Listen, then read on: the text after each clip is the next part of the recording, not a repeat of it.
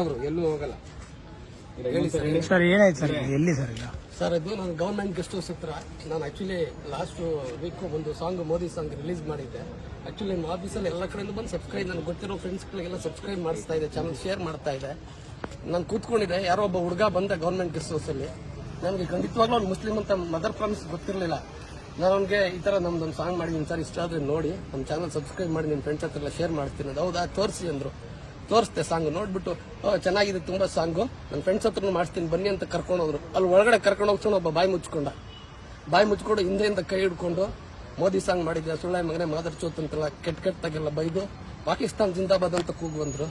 ಅಲ್ಲಾಹು ಅಕ್ಬರ್ ಕೂಗು, ಮೋದಿ ಬಗ್ಗೆ ಸಾಂಗ್ ಮಾಡಿದ್ದೆ, ನಿನ್ನ ಇಲ್ಲೇ ಸಾಯಿಸ್ತೀವಿ ಕೂಗ್ತೀಯ ಇಲ್ವಾ ಅಂತೇಳಿ ನನ್ನ ಕೈಯಲ್ಲಿ ಒಂದು ಫೋಟೋ, ಶ್ರೀರಾಮನ್ ಫೋಟೋ, ಫ್ಲಾಗ್ ಎಲ್ಲ ಇತ್ತು, ಅದನ್ನೆಲ್ಲ ಕಿತ್ತು ಅದ್ರ ಮೇಲೆ ಉಚ್ಚವಿದು ನನ್ನ ತಲೆ ಮೇಲೆ ಬಿಯರ್ ಸುರಿದು ರೀಸರ್ಚ್ ಮಾಡಿ ಇಷ್ಟೊಂದೆಲ್ಲ ಹೊಡೆದಿದ್ದಾರೆ ಸರ್. ನೋಡಿ ಇಲ್ಲೆಲ್ಲ ಬಾಟ್ಲೆಲ್ಲ ಕೂದಿದ್ದಾರೆ, ಸಿಗರೇಟ್ ಅಲ್ಲೆಲ್ಲ ಟ್ರೀಟ್ಮೆಂಟ್ ಕೊಡ್ಸೋಣ ಫಸ್ಟ್.